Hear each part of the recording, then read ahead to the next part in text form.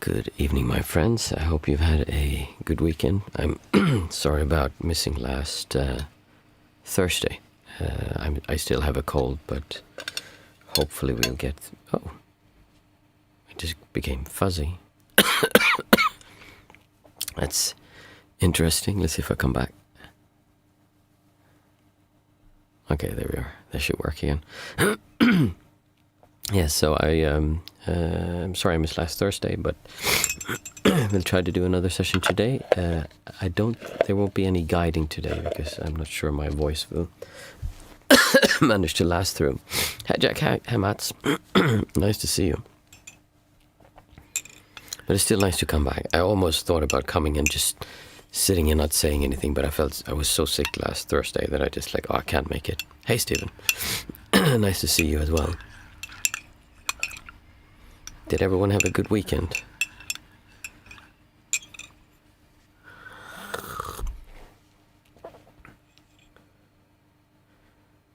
I don't know what is happening. Another one of my friends has disrobed last week from Mahayana. Yeah, people do disrobe. It happens. I mean, different schools have different kind of cycles, it feels like almost. I know in Plum Village, they're having issues with a lot of the lay people disrobing after, especially the Westerners, after a few years, that they kind of don't feel that it's giving them what they were expecting or that they've had what they wanted. And it was the same for me. I gave up after, no, I didn't give up. I stopped after 6 years because I felt like I was done. And it's always, from the outside, it might seem that the ideal option, 12 years of reclusion. Yeah, I mean, 12 years, 5 years, 20 years, it's not really much of a difference. I think there just comes a time when you feel like, okay, this part is done.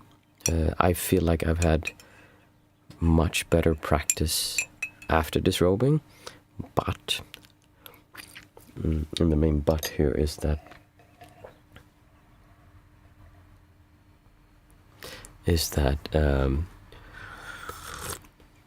when I was robed, I could focus all of my attention on my practice. Everything I did was going towards my practice. There was very little in my life that didn't revolve around practicing. After I disrobed, I would say that I'm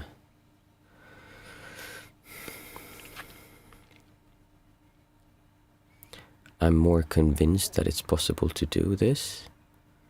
And I feel like I'm getting somewhere again. It's moving forward. It felt like it was standing still a bit while I was enrobed and having the robes. And I still feel like my main direction is my practice. But at the same time, I have all these other things like family, work, obligations, friends, like all those things that take up. But they also become part of the practice. It's just another way of practicing, because it's not that I can't practice while I'm hanging out with my family and friends. I can do that. It's just it requires more effort, and it's more difficult to do that. It's easier to get kind of lost in just being there and not actually being there when you're doing stuff like that. So for me, it's a very natural progression to go from being in the robes to disrobing and then living lay life. I actually think that's how it should be. I had this idea that first of all, they should take away the seniority that comes from being monk for a long time, because I think that's detrimental to the monks and to the lay people, so that you wouldn't feel like you're somehow losing something when you disrobe. In fact, you should have to give up because people get very attached to their age as a monk, and the fact that I've met monks who were in the robes and then disrobed and then came back and oh man, I wish I would have stayed, because then I would have had 20 vassa instead. Vassa is rain period. As a monk, you count how many years you are by how many rainy seasons you've gone through. So it becomes kind of a thing how many years I've been, which is completely that doesn't matter at all. That's just a number. It's like it doesn't mean anything. So I had the idea that you shouldn't be allowed to be a monk for more than 5 years. And then you'd have to disrobe, go back into society and work for, I don't know, a year or two, or something like that. and then you could come back again. Because that way you wouldn't get too attached to the identity of being a monastic, and you would actually have to practice implementing what you learned, or hopefully learned, while you were a monastic. Jack, ex-wives and grown-up children that had to be grown up for him to get approval from Lama for his ordination. Then those 12 years, and then 5 to 10 years of living in reclusion. And now he's just a layman. No, he's not just a layman, he's a layman. It's not less being a layman. There are lay people who practice more effectively than many monks that I know. I mean, absolutely, it's not. I feel like I'm getting better practice done with screaming kids, having to manage a relationship and a fiancé and a work than I did while I was a monk. So after a certain period of being a monastic, there comes a point where I just wasn't having any much distortion around me anymore. That I didn't feel like my ability to enjoy being there and to feel forgiving towards the things that I was subjected to was like there wasn't really difficult stuff coming up to the degree that I couldn't handle. And then it felt very natural that the next part would be to be a lay person. You can't get this years back. What do you mean? You can't get them back as in his life as a lay person or as the monastic life? My point being that people get so caught up in how many years kids. Oh yeah, absolutely. Absolutely, that's like one of the things. Like when you get kids, it's difficult. I know people who wanted to be monks and then they got kids and they waited for them to grow up and then they went away. And I know people who have kids who became monks also. There was one monk who's now disrobed. I think he was divorced, but he had a kid. I think she was maybe 5 years old or something, and he enrobed and was enrobed for, I don't know, 5 or 10 years, something like that. I'm not sure. And I think in the old times, at least, but in terms of the Buddha, correct me if I'm wrong, Jack, but I don't think you were allowed to become a monk if you had a family, were you?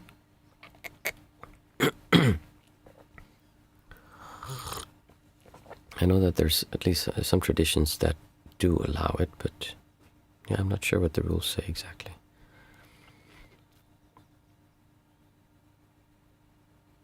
Yeah, no, he had a son, but I'm not sure what the rules were for his sangha, if they allowed it. So I'm not sure if you were. I think in Theravadan tradition you're not allowed to have young kids because you have a responsibility as a husband and a father. I mean, not a husband, but at least a father. So yeah, it's like I said. From the perspective of Buddhism, then yes, people get afraid when monks disrobe. But from the perspective of actually practicing, then it doesn't really worry me, because there's nothing that says that disrobing means they'll have worse practice. If anything, they could have gotten too comfortable being monastics and just stopped practicing. I met so many monastics who were monks, they were living lay life as monks. That's basically what they were doing. They were living in celibacy, with like not earning any money from jobs, but they were living like lay people otherwise, more or less. They weren't really practicing, not meditating. They were clergy who worked in a church or a temple, and that was their job, kind of. So yeah, I mean, ask him why, and if he's happier. If he's happier that way, then I think that's a great idea. In Catholicism, you can become a deacon when you have a wife and kids, but you have to have them adult and good to go to the world. I know there's even some Buddhist traditions, I can't remember if it's in Japan or where it is, where you can actually be married and be a monastic. I'm trying to figure out which one it was. I think... No, never mind. I'll have to check that later. But it's like I said, it's not that big of a deal. From the outside, being a monk seems like this incredible thing that would change everything, but it's like getting a car. Like say you get a Formula 1 car, and you have it standing there. It's just standing there in garage. You never start it, you never tune it, you never make it work properly. You have no idea how to drive it, you don't know how to maintain it. So then, what good is a Formula 1 car in the garage? It's just standing there. It takes a lot of work and effort to actually run a Formula 1 car, and it's a little bit the same with monasticism. It's just a car in and of itself. It's just a vehicle that helps you do something, but people have fallen so much in love with the idea of the car or the monks that they forget that it's not about being a monk. It's about what you do while you're a monk. And unfortunately, that's become more important than practicing for a lot of people. Many people who do incredible practice and who really try to break free and discover things and practice whatever they can. But it feels almost like the majority of monks, it's just a comfortable life, unfortunately. Theravada keeps pretty close to original teachings, but it's not perfect. Maybe there will never be. Pretty close goal. Well, this is the thing, like why I always say this, like we have no idea what the teaching was. I mean, the first written texts were 400 years after the Buddha lived. And we don't even know how exactly correct were they or weren't they. We're translating them from dead languages, so or from dead languages, and backward from other languages, translated it from other texts. And so I think the oldest texts aren't actually the original language. They were like translations of translations or something like that. So we just don't know what is true or what isn't. And that's why the idea to strive so hard to find the perfect teaching is like, I think that's kind of futile. It doesn't really bring anything. If people would spend all that time and energy fighting and discussing and reading books and just practice instead, they'd have much better use. That would be a much better use of their time.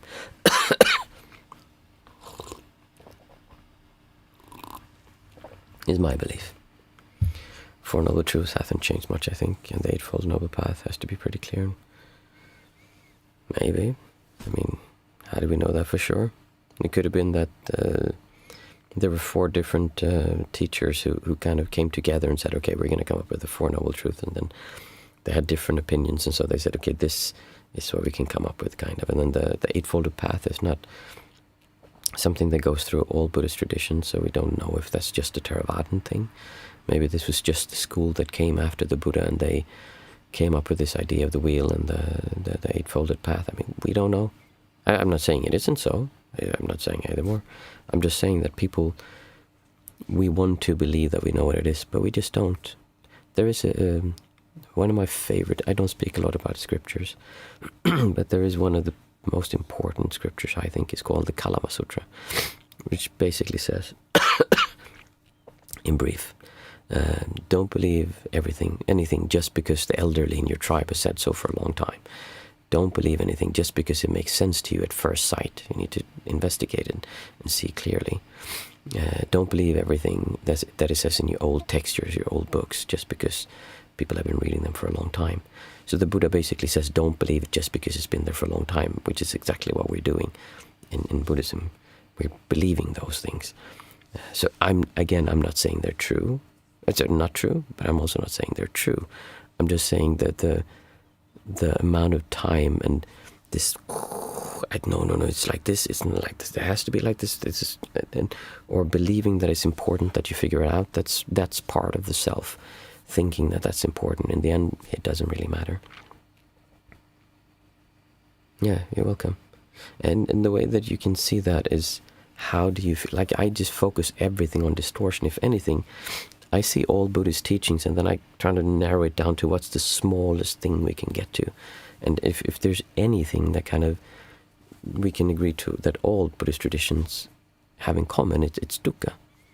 It's that everything is dukkha, which is suffering, and the word dukkha came from this, the axle in the wheel had friction in it, so it didn't flow smoothly. In other words, there's some kind of friction, some kind of distortion, something that isn't flowing smoothly. that seems to be the whole root of what Buddhism is built upon. And I agree with you, Jack.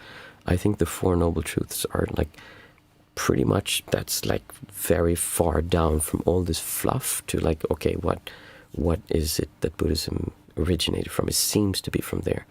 But even further than the Four Noble Truths, it would simply be this distortion, this friction, which is the only thing I really focus on. Because for me, I can really feel that pressure that comes, and I can feel when it goes away because of the neck injury I have. So I base all of my practice on that. And I think that's the closest you can get to practicing in a way that is useful like that. Because then you don't have all the philosophies, all the ideas, all the what happens after life, before life. I even believe that there's a lot of talk about reincarnation, rebirth in Buddhism. But I have this theory that either maybe it was just added after. In other words, we don't know if the Buddha actually spoke about this. Maybe they just added it after. Or it could be that since everyone around him spoke about a rebirth, then the Buddha also assumed it was just general knowledge. Like we say that, I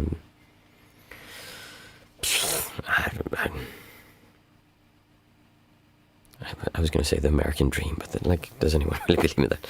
The earth is round. Okay, so everyone just assumes that the earth is round. Most people haven't actually examined that, so we just say that now the earth actually happens to be round, but something that it might not be true, but we just say. So everyone just say that rebirth exists. And so then the Buddha would just assume, oh yeah, rebirth exists. And when you feel non-centric, when you feel no self, non-duality, truly go into these really strong experiences of that. Not in the beginning when everything's like, wow, it's incredible, but really when it goes, just disappears, it's like no one's there. And if I believe that rebirth was real and that's what happened, then I would say, wait a minute, I was able to snuff out the Atman, that finest part that gets reborn, that doesn't feel like that's there anymore. And I still haven't been able to really snuff it out, but I've gotten to many experiences where it just doesn't feel like it's there anymore. And then it comes back slowly, but there's still a sense of something. So from that perspective, you could understand that, okay, someone experiencing that at the time of the Buddha would say, oh, you know what, this is the end of rebirth. And they were also looking for that.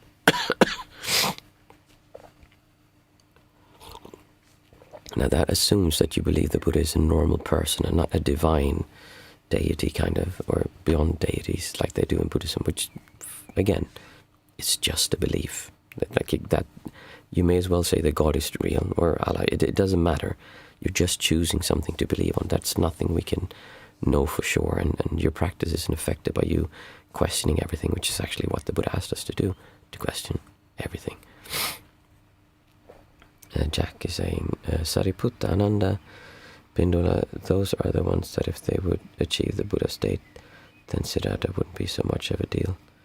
But they aren't, so we were here. For me, when you say those things, Jack, like, we don't know. We don't even know if there was such a person, Sariputta, Ananda, in Pindula. There might have been fictional characters invented afterwards to make it easier to discuss the topics. We just don't know. And you say, no, of course not. Yeah, but we don't know. Like there's just, it's difficult to understand how different life was that many years ago. Like 2,500 years ago, if I'm not remembering, mistaking myself. Imagine if most people couldn't write. Most people had very little, or more likely no education, and then you're trying to remember something that happened in a village, like way over there, of some teacher that was pretty big, and people came to him. When they say he was a prince, we'd like to tell his story as a big prince and huge prince, very, like lots of stuff around him and a big kingdom, but it could have been just like a small princedom. We don't know. I don't think they ever found any. They never found any reference in history to the place where the Buddha would have been prince. We don't even know if that existed. It could have simply been the chieftain of a big village. We don't know. And you say, no, that's not true. But we don't know. I'm not saying it's so. I'm just saying that I choose to believe that I choose to not try to understand these things because I don't know. And if you accept what it says in the scriptures, you're just believing those things. Then you may as well believe the Bible or some other holy scripture. So those things are not really important. What's important is your practice. And if you feel anger, if you feel the when you hear those things, then that's the thing you need to practice with. And I might be wrong, I might be right. It doesn't matter. Like, for me, it makes no difference at all. I'm only interested in people practicing, whether they believe that Buddha existed or not. I mean, it makes no difference. You can read the text and see, like, there's a lot of good stuff in there. It didn't matter if he, as a person, existed. There are theories that there never was a Buddha, but that some Hindu teachers took a lot of texts and summarized them under one great teacher and used that as reference to teach. So we simply don't know. I'm going to get some throat pills because my throat is giving out.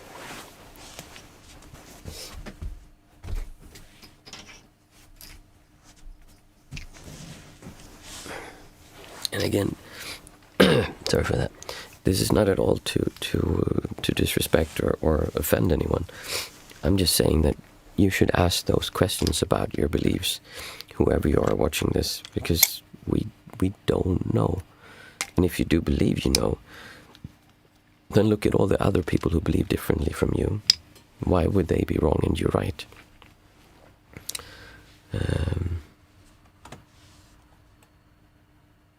They had a pretty good guess in Adi Yoga. And then came a monk from some town, a kingdom that people saw in him. Heard of Uranus? I'm not familiar with that. Okay, I'm feeling that my voice is actually giving out. I think this is like really good topics. I mean, I spent a lot of time with this when I was ordained and looking at this, because when I first started thinking the way I am now, basically following what they said in the old scriptures, the Kalama Sutra, you should really look it up. I used to have I had a little board somewhere with that I got from a monastery in Singapore, I think, where it said the Kalama Sutra. It really says, like, don't believe everything just because it's in your old scriptures. And if you read that, you realize that you can't take anything for granted, anything for as truth that you read in these old texts, because we just don't know. And if you think about it a little bit, 400 years, and that's not the whole Pali Canon, that's just the oldest text. How much do you believe was missed in 400 years? Like, if I would ask you, if you have grandparents, ask them to tell them a story about some kid who lived when they were young, and then you ask them to tell a story that kid told about someone who lived when their grandfather was young, and then ask them to tell a story about someone that kid's grandfather's grandfather. I mean, you get my point. The amount of stuff that would actually come here to us that would be true is like, it's very likely. And add to that human influx of desire and wants to change things and modifying what was taught to fit with the new teaching, to fit with what they believe, what they want to teach, what they want to push. We just don't know. Oh, no need to say sorry. This is really good stuff. Like, this is something that I know you are very scriptural, so I think it's a very good thing to look at for you. And like I said, I'm not saying you're wrong. I'm also not saying you're right. I'm just saying you need to look at those beliefs, because if you're holding on to them, that's part of your identity, the thing that creates a sense of self in you. And that means that's part of the thing that you can make the fastest progress with, because there's most of you left there that you can remove. And then you can choose. You might continue to believe, like, yeah, actually all these texts are amazing and good. Or you might say, like, you know what, that stuff really isn't that important, and focus on something else. That may be from another text, I don't know. Okay. Like I said, my voice is really giving out. So we'll do a sitting, and today I'll just do a very brief guiding in the beginning, and then there won't be any guiding. We'll just sit together for 20 minutes. So for those of you who are new, we usually do chat like this before, than the 5, 4, 3, 2, 1 method, but I actually feel like my voice is completely giving out. So we'll just start sitting. Maybe 20 minutes, and today unfortunately there won't be any guidance because my voice is not so good.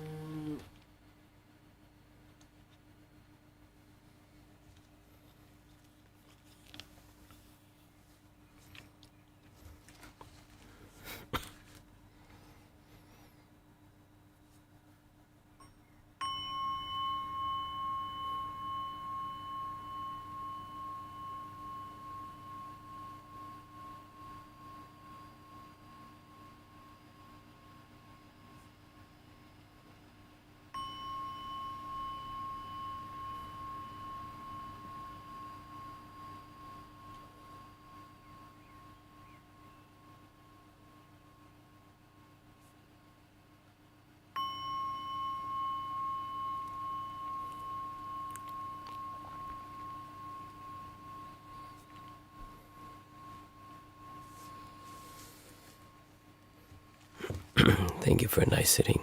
Unfortunately, my voice completely gave out. I hope you have a good week, and hopefully on Thursday it'll be better with my voice and we can talk a bit more. Good night, everyone.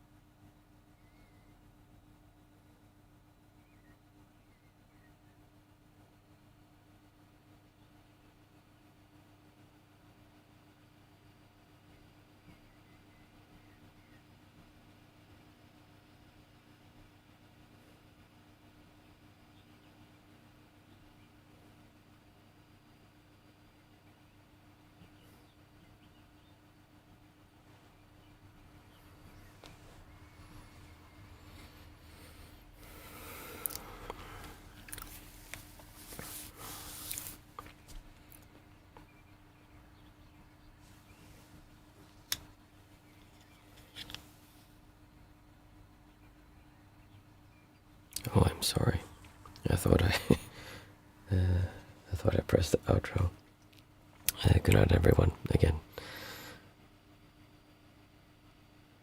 Yeah, my voice sounds sore. Hope you have a good week, and I'll see you on Thursday again. Thank you. Bye.